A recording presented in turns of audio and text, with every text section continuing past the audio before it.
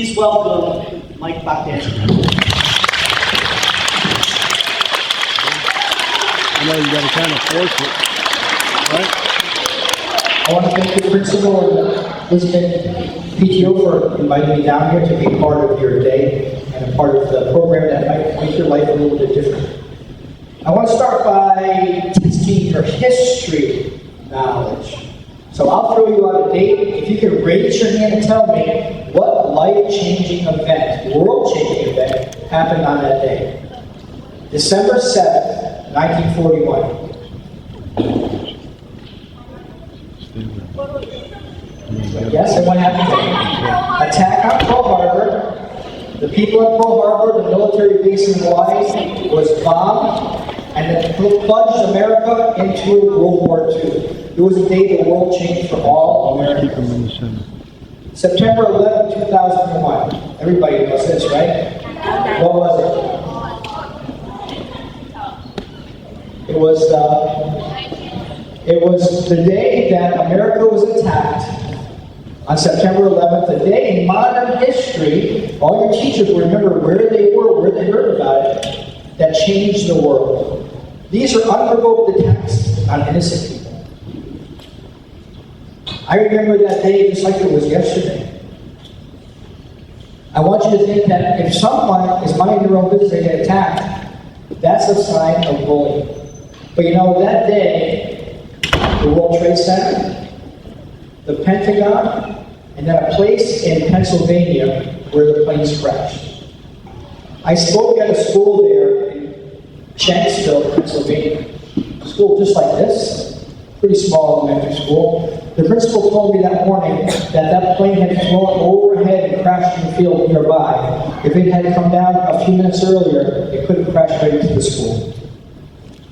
But what happened that day, where many Americans became heroes, because the terrorists thought they were going to bring Americans to our knees and be so afraid to do anything and go any place that we would be devastated. But we rallied around the situation. When bad things happen, we have to learn that when we get lemons, we make lemonade.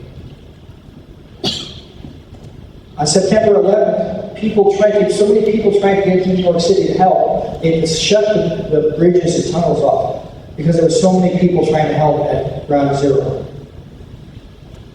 The people on the plane that went down to Shanksville, Pennsylvania, knew that they would be in trouble, but they rushed the cockpit, they rushed the terrorists.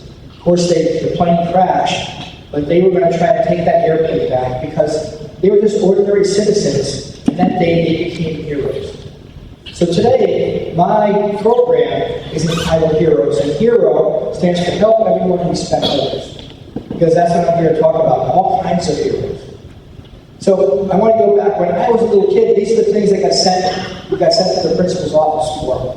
Running in the hall, chewing gum, shirt tails sometimes. Well, these days, it's violence. It's kids taking guns and weapons to school. Is the world a different place? Better believe it. This is not the same time as when we were little kids. Your teachers were going to school. Every 4.5 minutes is a violent act on TV. There are 19 negative portrayals on TV for every one positive.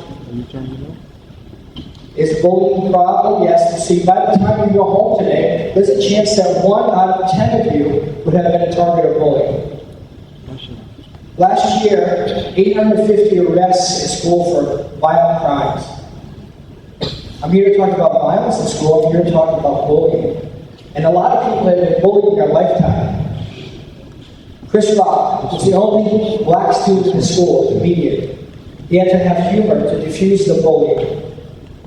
Demi Lovato, Rihanna, Eminem even wrote a rap song about when he got bullied and beat up in the bathroom of his high school. Every day in the United States, over 160,000 students will skip school because they're too afraid to go because of the bullying is so bad. But I want to tell you about my story. I remember my very first bully situation. I was only 5 years old. I'm playing in the sandbox with my sister. She said something mean to me, so I stuck my tongue out at her. You know what she did? She filled my mouth full of sand. My sister's still with me. Well, during the course of growing up, there were different times when I didn't know what was going on because I was not educated to what bullying is. So sometimes kids would shove me against the lockers. Sometimes people would call me things, trip me, knock my books out of my hand. And I grew up thinking because I was quiet, because I was shy, it was going to be a part of my everyday life. And then one day, a warm spring afternoon, I grew up in Norwich, although I do bully assemblies all over the country.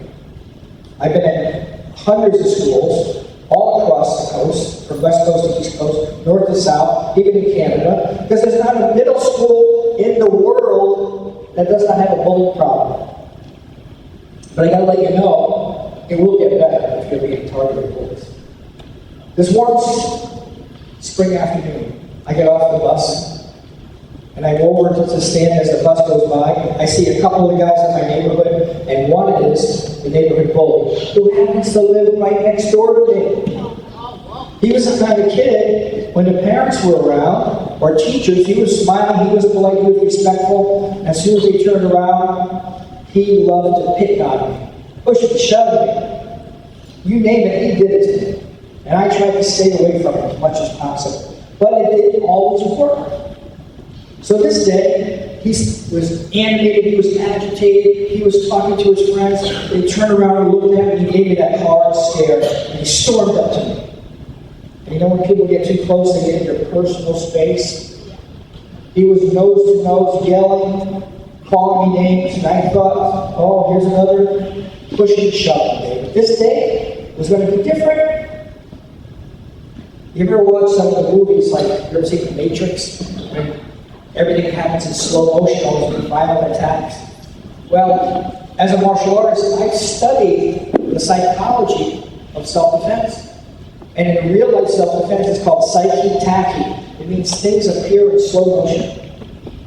Some of the teachers may have experienced this living in New England. You go to a skid on an icy road in the winter, and it seems like, oh, it's trying to slow motion turn your car, but it doesn't work. Well, just then, I saw my friend, who was the bully, I thought he was my friend. His hand comes up in the air, and it goes like this. Click, click, click, closer, and then boom, he punches me right in the eye, drops me down to the ground. He's kicking me and hitting me, and I covered up, just hoping the beating would stop. Him and his friends laughed, they walked away, and they go, hey, you deserve that, loser. I get up and brush myself off. By this time, my eye was swollen, completely shut. I looked like a sparring partner in a Rocky movie. My nose was bleeding, I had a concussion, and I had cracked ribs. I walked across the street to my house, and I gently opened the door. But who do I see? My mother. And moms, we love you, but you're emotional. She sat me down and said, what happened? She got me some ice. Told me to sit down, I was crying, I was hurt. I told her the story, even though I didn't want to. But we try to keep those things private. And she said, oh, I am so mad. She goes, I'm going to go over there and talk to his parents. I'm going to go over there and maybe I'll call the police. Maybe I'll go punch him in his eye. I said, oh, don't do that. It will only make it worse. It will only make it worse. But you know, you can't ignore bullying. Bullying is wrong and we have to stop it. I'm going to teach you about that today. Well, the weekend comes, Monday morning, guess where I got to go again? I got to go back to school. And my face was cut and bruised. And I had to go back to school. I went to North Tree Academy. 2,000 kids on campus. And as I walked onto campus, I felt like every eye was on me. I told my friends, said, oh, what happened? And a lot of the kids made fun of me, laughed at me, thought it was funny. Getting beat up was the worst day of my life. Going to school for that public humiliation was the second worst day of my life. And it happened a long time ago, but I'm going to tell you now, you never forget when that happens. Those were life-changing days for me. I was terrorized by this bully in school, and he lived next door to me. I couldn't escape it.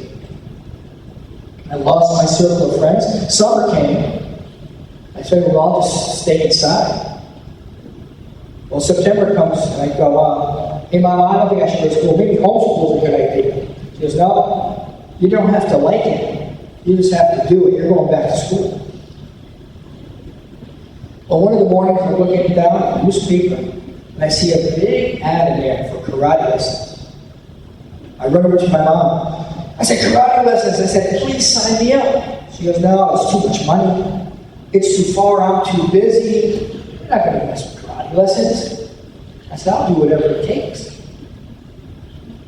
I'll wash the dishes. I'll vacuum the carpet. I'll paint your toenails. Please, I'll do whatever it takes. I want to take the karate lessons. And taking karate lessons changed my life, saved my life. I went down and watched the demonstration. They were punching and kicking and breaking boards, throwing people around. And I waited till everybody left, and the karate instructor came over to me. He said, we're closing up, you have to leave. I said, excuse me, sir, I want to do karate. And he asked me, what's your motivation? No one ever asked me that before. I had to think, let me see, I know. I want to beat up bullies. Shook his head. He goes, martial arts is not about fighting. I said, what do you mean? I just saw you punching and kicking and breaking boards. He goes, nobody got hurt. It was not done with any meanness. He goes, it was all done with self-control and mutual cooperation. He said, tell me your story. And I told him I had gotten beat up. I was so sad and depressed. And I wanted some salvation. I wanted to be able to save myself. Because I had this tremendous depression. Lost my circle of friends. Felt isolated. He said, wouldn't it be better if I could teach you how to courage and confidence? I said, that'd be great, but teach me those karate chops too. So I started karate over 50 years ago. Yesterday, 54 years. I've not stopped training every week and teaching my school up in Putnam for decades. But martial arts saved my life, and I want to teach you some of the things that I learned to become a black belt. That be okay with everybody? So let's talk about first. I wanted to know what some of the problems are. This is an article from Time Magazine, so you understand what's going on in schools. This is a story called From Little League to Madness about two teenagers went to school. They hung out here quite a bit, all good kids. They played video games and laughed. Eric loved fishing contests. He was a normal, fun-loving guy, but shy. They were quiet, had older brothers. One was the son of a geophysicist. One was the son of a disciplined military man. They began to get heavily involved in playing violent computer games. They would come home and start playing and wouldn't stop until they went to sleep. One of the boys harbored grudges. They became loners, not very popular, and one of the boys wrote a diary with thoughts of hate and violence, and soon both boys changed their appearance. One of the boys wrote in his diary, Ich bin Gott, translated from German, says, I am God. Well, there were cliques, groups of kids in school, and these two guys were not in any of them. The jocks and football players were pushing against lockers, calling fads, making rude comments, and for a class project they made a video. Students as gunmen in long trench coats shooting athletes. On Tuesday, April 20th, which is Hitler's birthday, Eric McDillon skipped school. As the lunch hour began, a guy named Brooks came to school late from a doctor's visit. And as he drove into the parking lot, these two boys told him, Brooks, you don't want to be here today. Moments later, he heard gunfire. Several students and a teacher dead at Columbine High School. This is a story that's about 20 years old.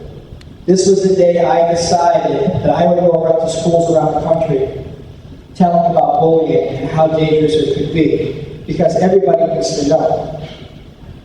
Columbine High School is a nice, quiet, Colorado rural town, upper middle class, a lot of nice kids, and they probably said the day before that, this can't happen here. And it happens all the time. There have been hundreds of school shootings. So it's time for us to really take a good look at what happens, because this is what happens when bullying is carried to the extreme. They don't know how to vent, they don't know how to talk to people, they just get a gun and start shooting.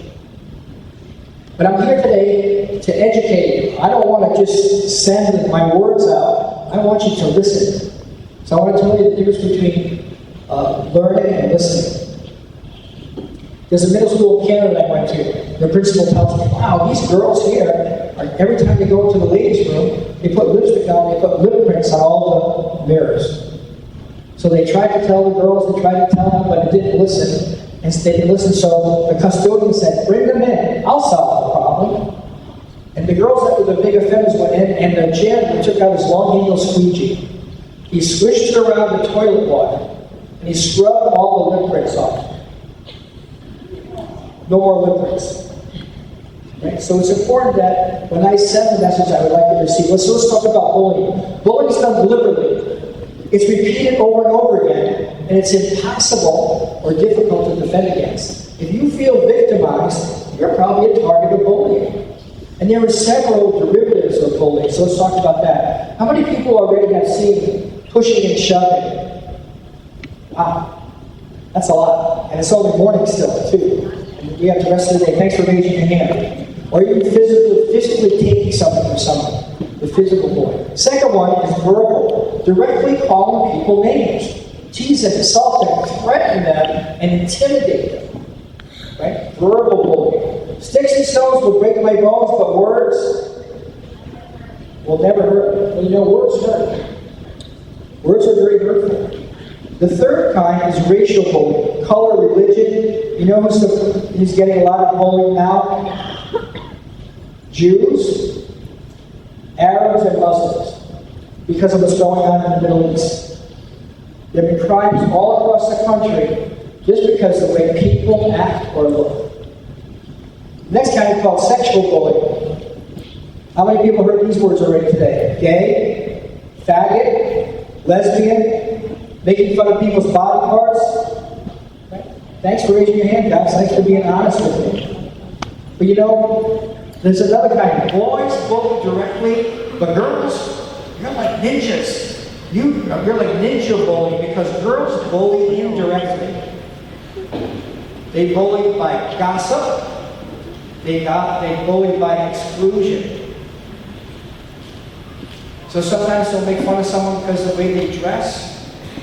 So imagine now we said, well, you know, all the girls over here, they sit together, they're the cool clique. And then, well, there's a couple of girls over there, they can't hang around with us.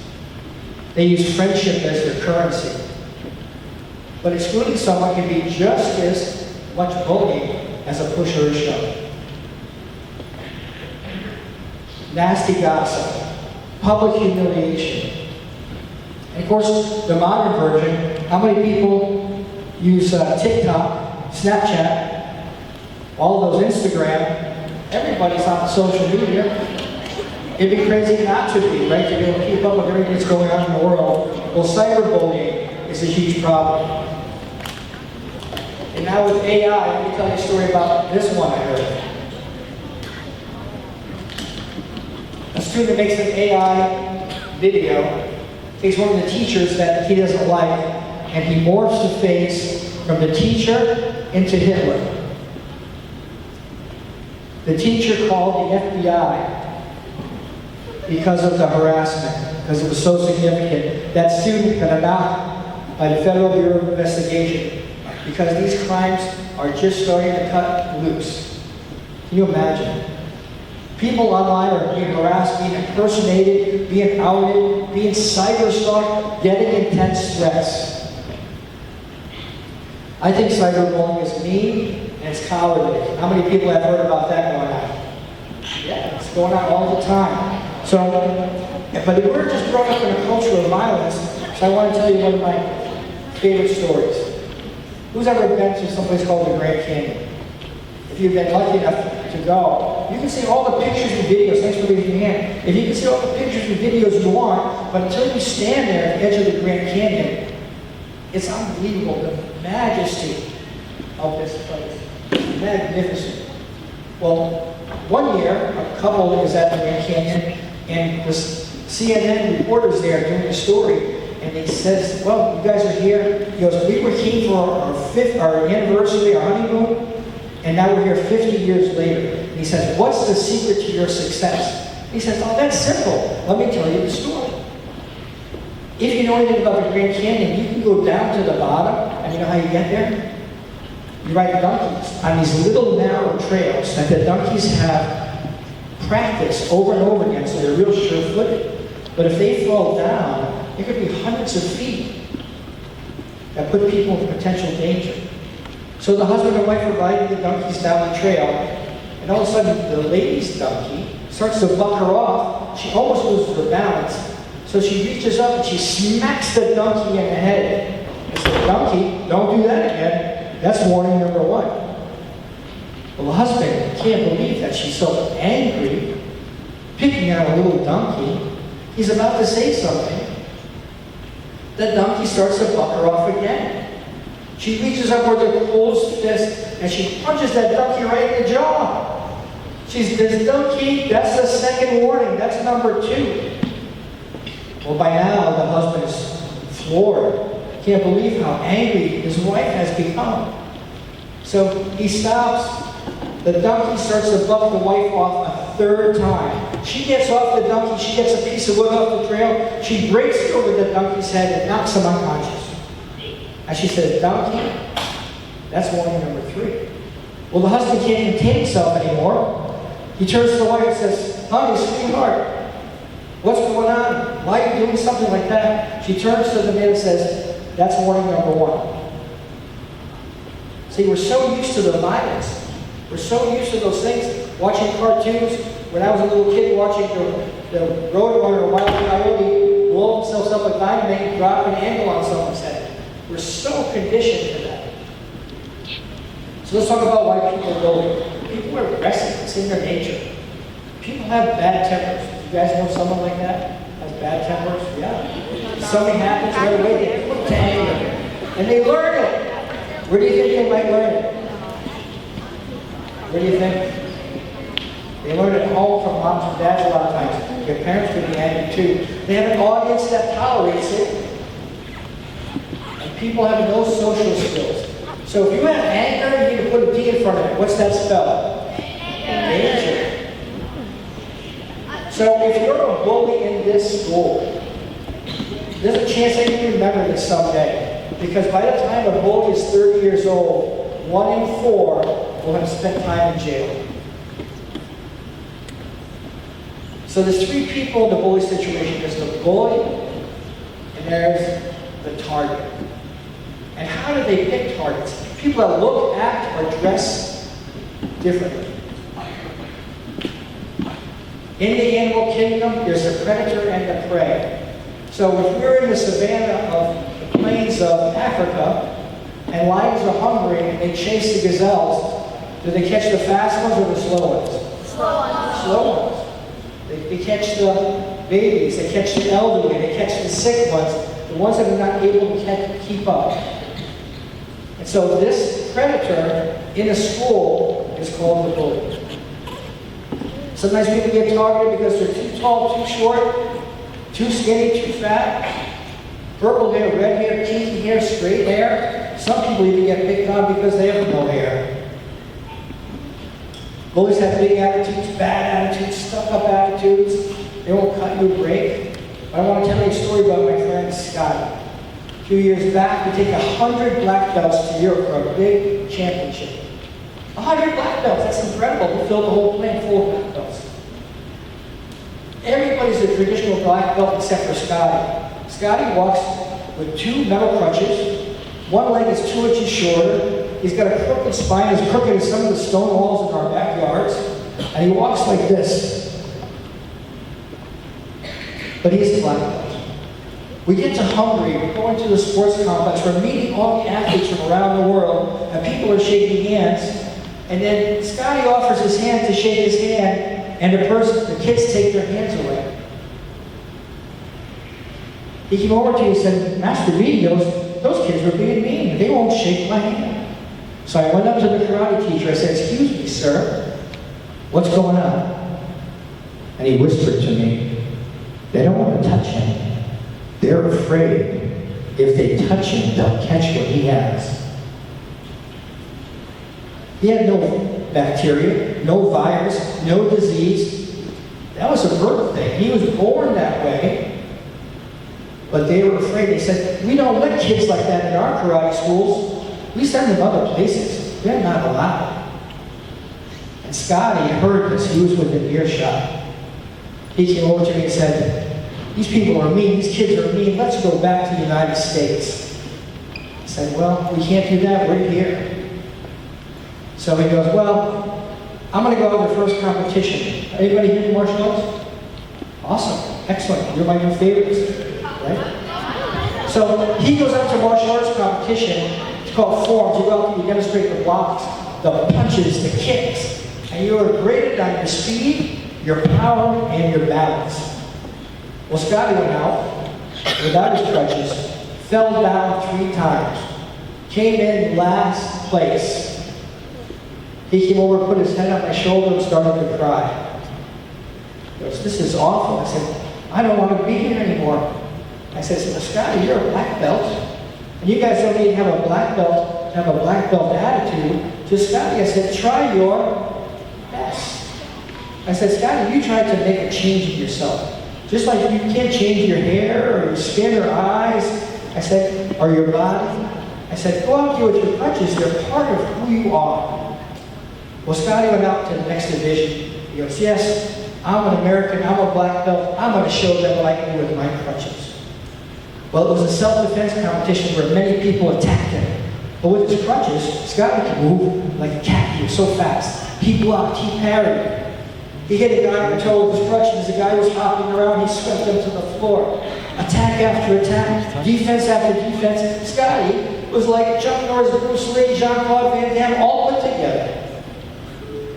As he started to finish his competition, the kids started to cheer. Scotty, Scotty, Scotty, going crazy. He stopped, he bowed to the judges. The kids ran in, lifted him up on their shoulders, and paraded him around a giant auditorium that had 10,000 competitors in it. And finally the judges had to wave him back. They go, bring that kid back here so we can give him his score. So if you know about competition, 1 is the worst score. 10 means the judges thought you were perfect. The judge from Italy, 10. The judge from Germany gave him a 10, a 10, a 10. That day, Scotty won a gold medal in competition. Would you give my friend Scotty a hand for that great day he had?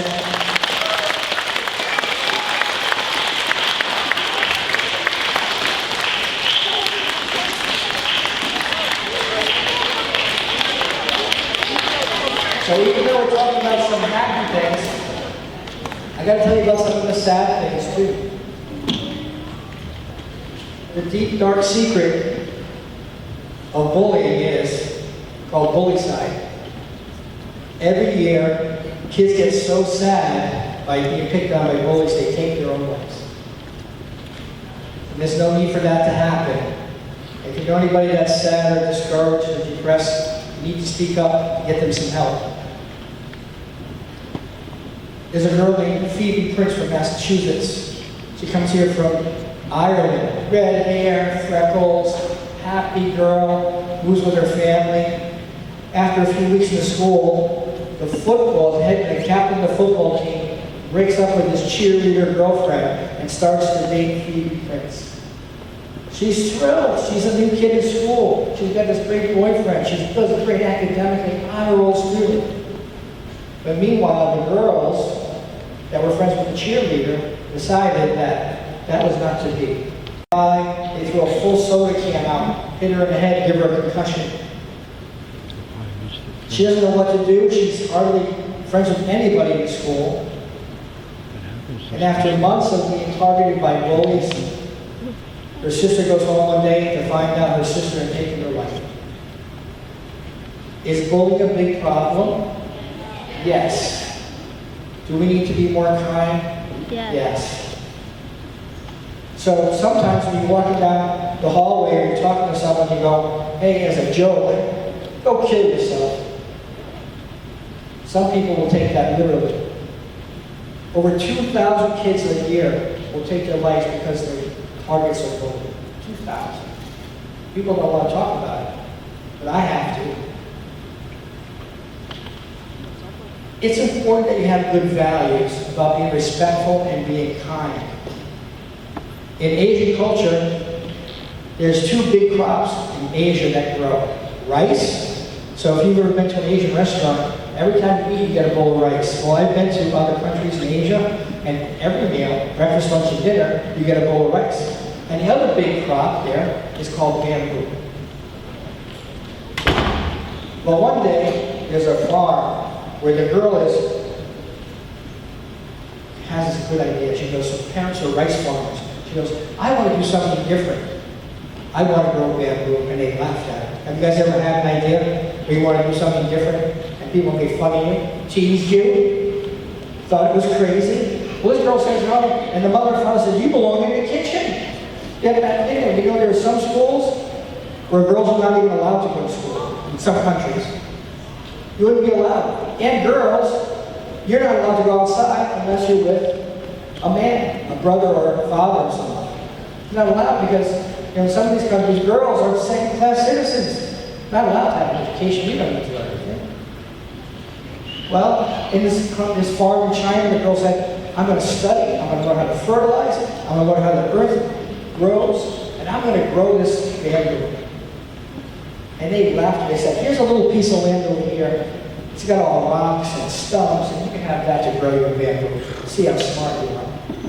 Well, the first year she plants her seeds, everybody's harvesting the rice, and guess what's growing in her land? No, nothing. The second year comes and goes. People are harvesting all their crops, and guess what's growing in her garden? Nothing. But if you understand something about bamboo, before it grows up, it has to grow down. It grows roots that are so deep and strong. If you know anything about bamboo, bamboo is tall and flexible. When they have the big hurricanes and monsoons, the bamboo will bend all the way over and stand back up because it's flexible. But over here when the wind blows, how many oaks and maple trees break? All of them, right? They're always breaking. Trees are always coming down. So the third summer comes, they're harvesting the rice. If you know anything about bamboo, once it starts to grow, it will grow a foot a day. In 30 days, the bamboo was 30 feet high. And the girl was making all kinds of money. And the next year, the father says, you know what? We're going to grow bamboo. So just because you have a different idea, it's going to let you know it's okay. 35 years ago, when I started my karate school, people ask me, what are you going to do here? I'll teach karate. They go, you won't last 6 months. But I had a vision and a dream, and I'm a good mentor. And I taught karate for 35 years as a full-time instructor. So, you know, in the bully triad, there's the bully, there's the target, and there's the bystander. Well, it's my idea now that I need to transform you all from bystanders to upstanders. If you see something going on, it's like going to the airport. You know, it's the signs say all over. If you see something, say something. Right? That's a good motto for bullying. Because a person that's being bullied is probably so shy, so afraid, they won't speak up. My grandmother used to tease me because I was so shy. She goes, someone could be standing on your foot and you won't tell them to get off. Because I was so shy, I was so afraid, I wouldn't do anything about it. So let me think about this. So if you want to become a hero, like you know the firefighters, the police officers, military people, they don't run away from danger, they run to danger. So I want to know if some of you guys might be able to help someone out if you see them being targeted, or if you hear something that's terrible that's going on. So these are the things that heroes I like heroes to do. They accept responsibility that bullying is wrong. Who thinks bullying is wrong? Raise your hand for me. Thanks. Hopefully everybody put their hands up. Thanks. Put your hands down. You have to have responsibility that it's wrong. And does it affect people terribly? Of course. My father was a carpenter. And my brother was kind of mean because every time my brother was mean to someone, he had took a beautiful piece of wood and he had to put a nail in it for every time. Pretty soon the board was full of nails. He goes, my brother said, well, I'll go and apologize to them. He goes, okay, every apology you give, pull one of the nails out. So he put the nails in, he pulled them out, and how nice do you think that board was now anymore? Full of holes, splintered, ruined, scratched. Because every time you say something mean to someone, it hurts them. Maybe not on the outside, but definitely on the inside. It hurts people right in the heart. The second thing heroes have to do is have to be respectful. So here's a good saying for you. Judge people not by color or creed, but by word and deed. You know what famous book that came out of? The Quran. So we can preach something from everybody's culture. The third thing that heroes do is they have courage. Courage is not the absence of fear, it's having a little fear and being able to take action anyway. And the fourth thing that heroes do is they do what other people are not willing to do. I wish when I got beat up that one of those people had stuck up for me or saved me from getting beat up, because that was a life-changing, life-altering thing that happened to me. And if you speak up, you're not a tattletale, you're a witness. When you saw someone robbing the bank, I hope you get on your phone and call 911. So if you see someone being bullied, please speak up. And I know I looked at you have a really good anti-bullying philosophy on your website, because I know there's an anonymous recording. Let people know if you don't want to say something to the person. So as I get to wrap up, my last portion of the program is called the final breakthrough. Anybody think what that might be? We're going to break some. Yeah, who wants to break some boards? Raise your hand. Oh, I don't think you guys are that. You think we should break some boards? Give me some cheering. I don't have enough words for everybody, but I do have a couple volunteers. Isabella, come up here. Trent, come up here, Trent. Miss Bogdanski. And Mr. Willett, come on up. Alright. This is where you're going to come up. Just get up right in front and take pictures of them while they're doing it. You got it? Maybe. Don't worry about anybody. Worry about you. So you're going to go up there.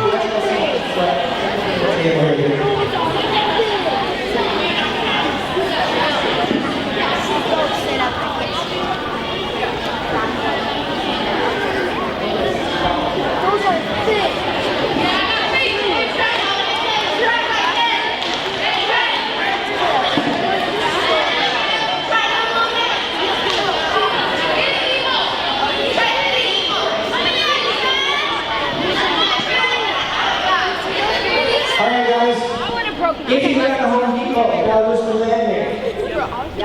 There is not a section of the store that says fake karate doors.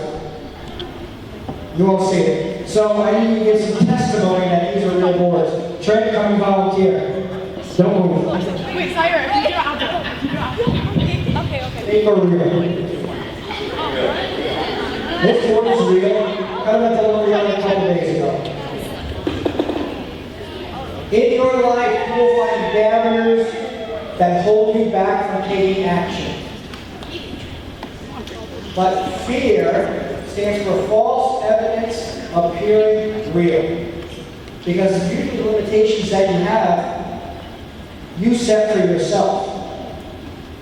So I want you to know that you can break through these barriers and speak up and help people, because it's your responsibility to do the right thing. So, let me see. You gonna help out? Awesome. All right. So, step back, Trevor. Come first here. Step back.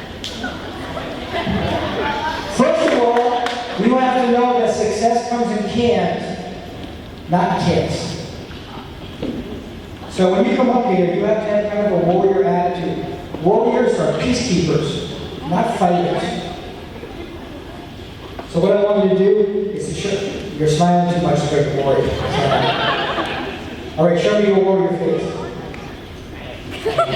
No. All right. So this is what I want to do. So when you hit the board, when you hit your palm heel, you have to get all the way through the board, like almost hit me in the chest. Because like follow through on board breaking is very important. Just like if I leave here today and then tomorrow, your principal calls and said, oh, a lot of bullying is still going on. We wasted our time. You guys have to follow through on what we talked about today.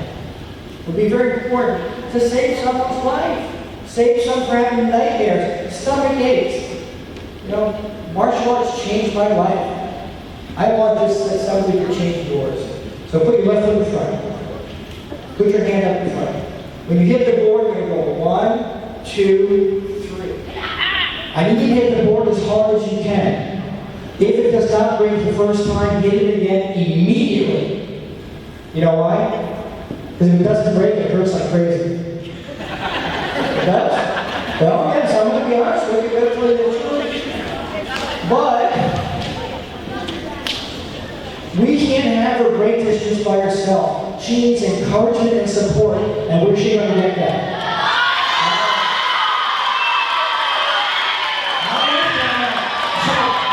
I need some young children on the count of 3 should break the nail.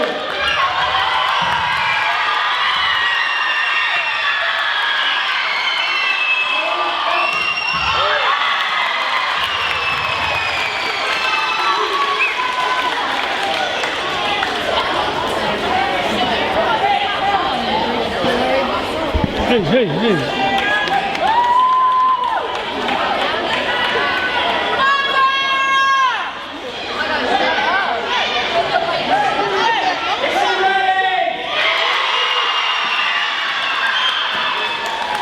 Gossip? Our words never hurt. Okay. She doesn't look great. She's smiling too much. You gotta put your war face on. 1, 2, 3.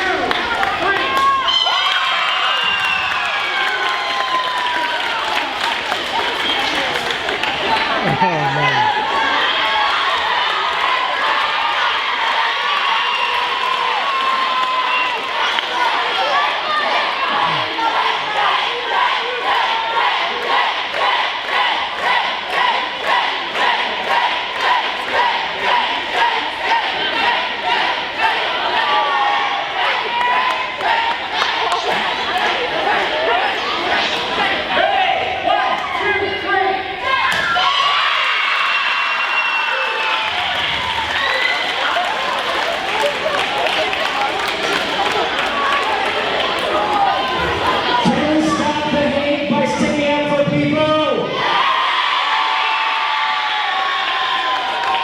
Are you ready, sir?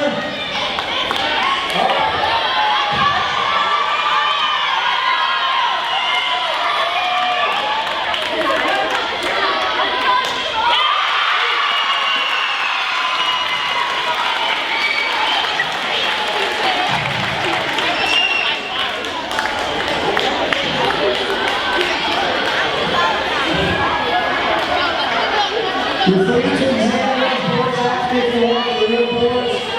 Try not to break them again because you'll hurt yourself without the right training. Great job. That was pretty exciting, huh? All right. I want to tell you one last story before I wrap up.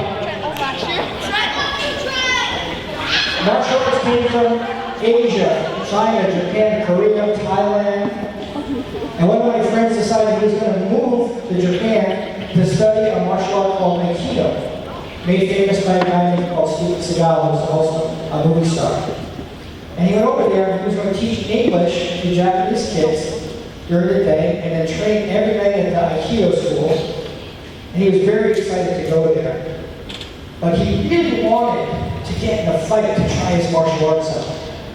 But he kept hearing the voice of his teacher in his head saying, martial arts is not about fighting.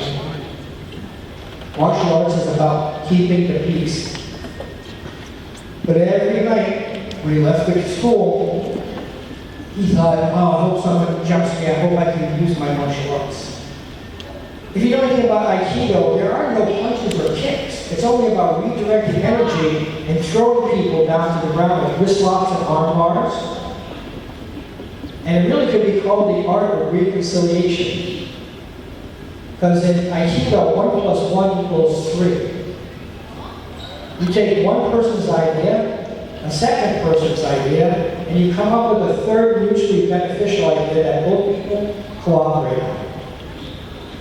Well, one night he leaves the school, he's got his uniform over his shoulder, he sits down in the subway, and just as the door gets ready to close, a big workman in overalls storms in, bumps into a lady holding a baby, almost knocks her down, and she runs to the other side of the subway car. My friend looks up and goes, "This looks like trouble."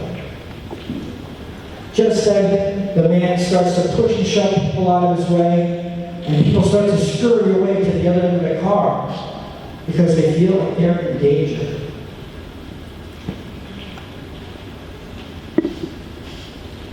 Just then, my friend stands up and he says, "If I get this guy really mad, I'll be able to take him out easy." So the guy looks at him, and my friend blows him a kiss. Well, now this workman is really mad. He's raging. You can tell he's having a tough day. His overalls are dirty. His hair is greasy. He has a dry cloud out the front of his shirt. They storm to each other. People stand back. They get about halfway through the car. And just then, as they're ready to exchange blows, a little old man in a kimono says to the workman, he goes, "Hey, Fred, you look like you're having a tough day." He goes, "Mind your manners, old man, or you'll be next." He says, "Oh, come on, why don't you sit down here and we'll talk?" He goes, "I'm on my way home. I'm going to sit under our persimmon tree and drink a little cup of tea with my wife. Wouldn't you like to come join me?" And just then, the man hangs his head down and starts to cry. He said, "I can't go home. I can't go to my wife." He goes, "This morning my wife died of cancer. Because I was taking care of her, I lost my job. I lost my home. I have no friends." And just then, as the car subway stops, my friend gets out and says, "Stop." And he looks back over his shoulder, and just then, the little old man was hugging this man who was crying. He said, "I will be your friend." You can't always judge people about how they look, but you can judge people about how they act. To me, the ultimate act of self-defense is kindness.